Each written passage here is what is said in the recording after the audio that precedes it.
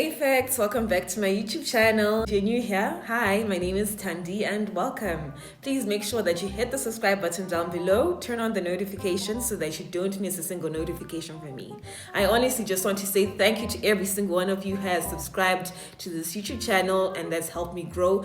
We finally reached an important milestone, guys, and I'm so happy. Sorry I took a little break, but I'm back and I'm better and there'll be more bonus content coming your way. In today's video, we're going to be talking about how to apply to university in Russia and what to expect once you get there. I studied a Bachelor of Science in International Relations and I majored in Foreign Politics and Diplomacy. I went to a university called Lobachevsky State University of Nizhny Novgorod.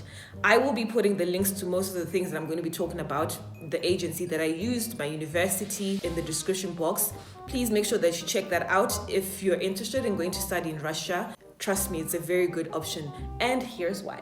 The Russian government pays about 80% of every single student that applies to go to study there. So whether you're a Russian or you're a foreigner, your tuition will be paid for 80% by the government. You only have to worry about the 20%. And if you're outside of Russia, you obviously have to worry about flight and accommodation and monthly stipend. It's really such an affordable option. I know people opt to go to South Africa because it's close by, but I've compared with many universities in South Africa and what I had to pay. Some of them are actually paying 3 times more of what I had to pay in Russia, flight included. The first thing that I have to mention about studying in Russia is that it's such a value for money and for a great degree as well that you can use all over the world. I really would recommend that you look into that if you're looking into going to undergrad or even postgrad university.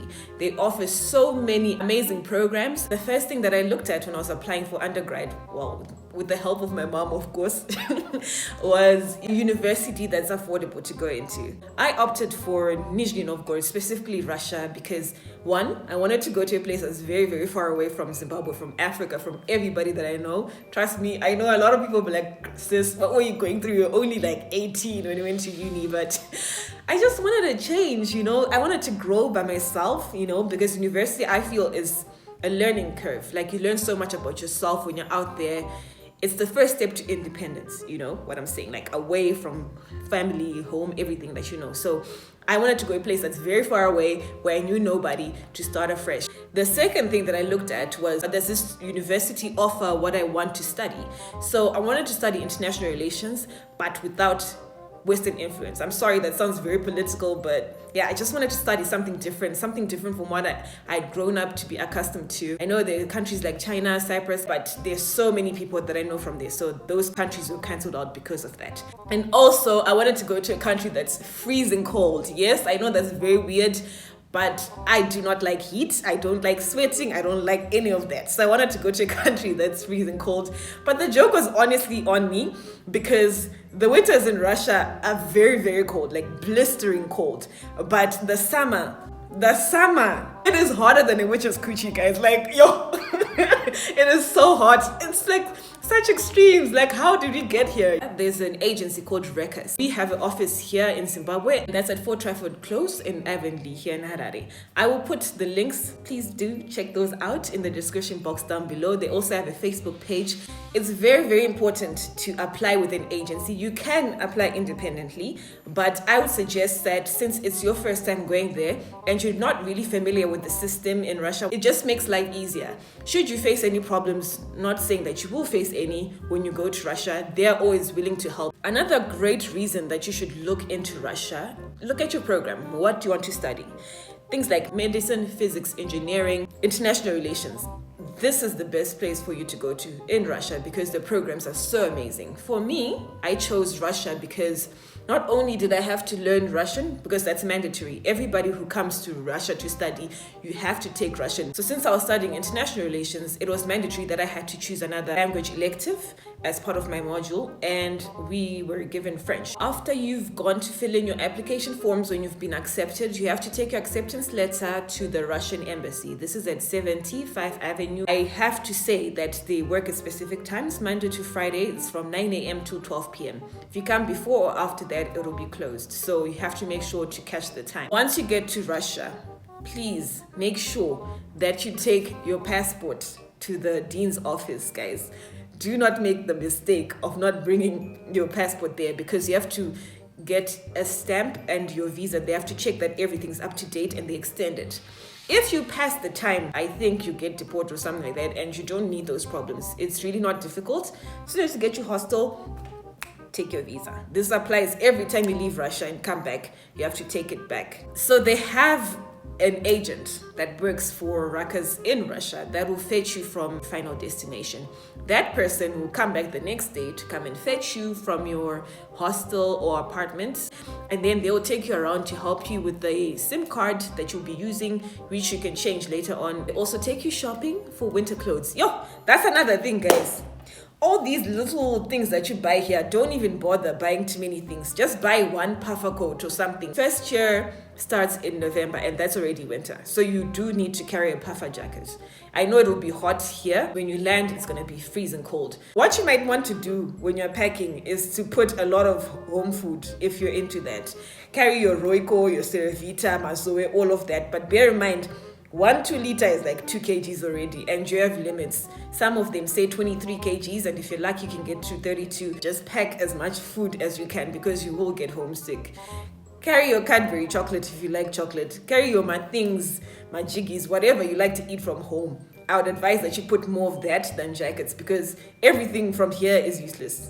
Just go and shop there, get your electric blankets and whatever else. Maybe carry one bed set because when you get there, they usually just give us like a pillow and those blankets, and it's really not much. So that's what the agent is there to do for you. They can help you to shop around for all these little things.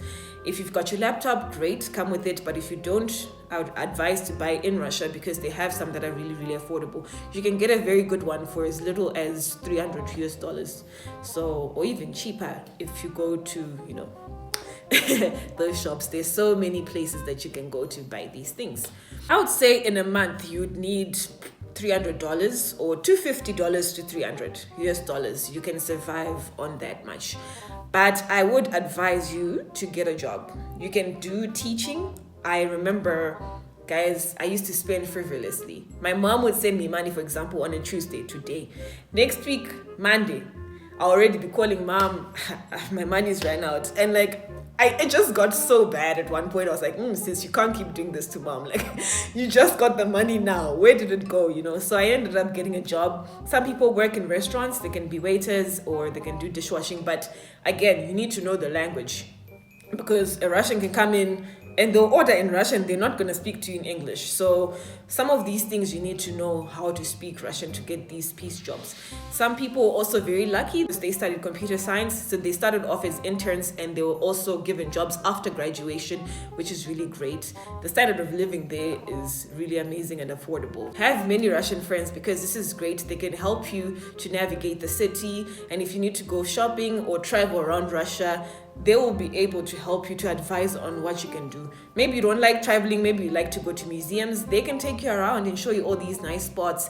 Maybe you like to do outdoor sports. They can take you for skiing and all those things. Befriend as many locals as you can. Like I mentioned, everything is in Russian. Literally everything. When you get sick and you go to the hospital, they speak to you in Russian. So even the basics. Say, okay, I've got a headache. Know how to say that. Once you're amongst the people, you hear the language everywhere you go and you can start to learn. Like I think it took me a year to fully be able to comprehend and to speak Russian just because I was living among them. Just listen to them. And in the hostels, there are these people that we call mamushkas. Not a real word. We made it up from babushka, but babushka is basically grandma, and we didn't want to call them grandma because that's too old. So we made up this song called Mamushka, and they're basically the hostel matrons. They're really, really helpful. Befriend them, guys. Buy them little chocolates, little sweets, because when things go south for you, they'll be the first ones to help you. So I was kind of problematic in uni. Like first year I got there, didn't zungu, guys. I got there potting, making noise in res, whatever. But the thing about me is I took part in extracurricular activities. So I made sure I was known by the dean, Shin, by the teachers, whatever. So I was always in good books with all these people. So in as much as I used to get into trouble, I'd get away with it because I used to get involved. I'm not saying be naughty and then make up for it. Get involved in the extracurricular activities. They love it when you do that. If they say, want to showcase dishes for all our students, participate. Say, yes, I've got a Zimbabwean dish that I want to show you. Cook your little sadza and veggie and nyama. You know, do all those nice things. Your rice with dovi. Be involved when you get to school. It's very important. If you fail one module, you have to repeat the whole year. And trust me, it's not cute. It happened to me once. I was going through the most, and that was during the time of 6, and like, yeah, you don't want to do that. You know, you want to finish on time. So just make sure that you show up. And as much as it's very easy for you to have fun and party and all that, because it is possible that you can party Thursday to Tuesday. Yeah, it's very easy because the alcohol flows in Russia, like, yo.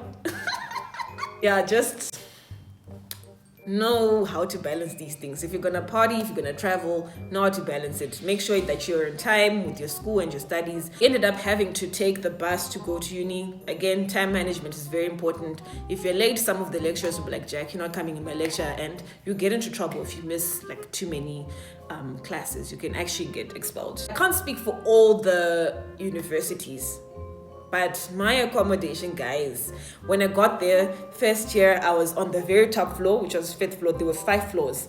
And it wasn't great. It really wasn't great. And I don't know, something ticked in me. I can't remember which module it was. But I remember we were studying, and then it says something like, the poorer people used to be on the top floors, and then their windows were smaller, whatever, and then the ones on the bottom floors were the more affluent ones. And then something clicked in my head. I was like, so why am I on the 5th floor? Is this a problem? Like, it was strictly black people on that floor, guys. It was such a huge thing to me. I was like, why is it like this? So I literally raised hell. I wrote to Rakas Russia. I wrote to the matron. I even called my mom. I was like, Mom, I cannot stay on this floor. There's tarakan, which is cockroaches everywhere. It's dirty. They're not cleaning it. So I want to move. And it was such a struggle for me to move, guys. They made me come and meet them and have talks and write letters and all that. But I fought, and I ended up on the 3rd floor. Yay me! Ended up on the 3rd floor. It was much better. It was much quieter. It was much cleaner. A lot of people are wondering and are very worried about the racism. I feel like it was like systemic racism, just small hints of it like that. Like, why were all the black people on the 5th floor, you know, just for my own university? I'm not putting them on blast or anything, but this is my opinion. This is my truth. So I ended up moving to the 3rd floor, and I thought it was much better. We raised our, like, obviously, because nobody wants to live in those conditions. If you have a problem, go talk to the dean.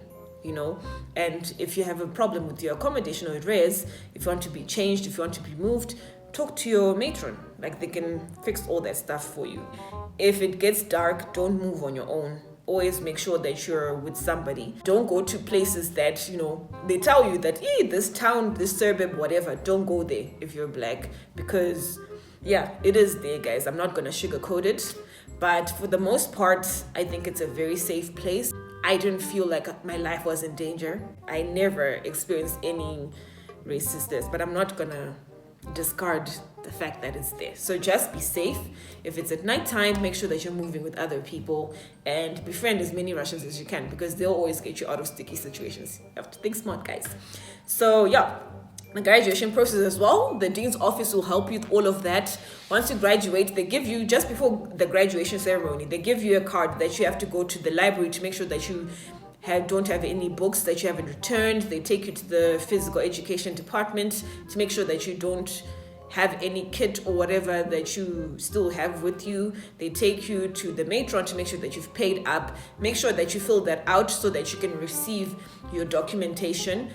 That will make the process even faster for you once you receive it on the graduation ceremony, because the dean's office will then take those to Moscow for translation and also for notarizing them. So just make sure that you do things on time just before graduation. So that is the most part of it. If I've left out anything, I will be sure to make another video. I learned so much.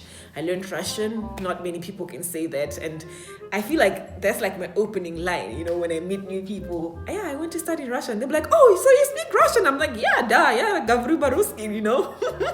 Oh, which reminds me, I want to record another video, guys, of me speaking different Russian words and Russian sentences and stuff. If you've got something specific that you want me to say, please make sure that you leave a comment in the comment section down below, and I'll be sure to, you know, say that in the next video. If you have any questions, feel free to reach out. I'll be more than happy to assist you.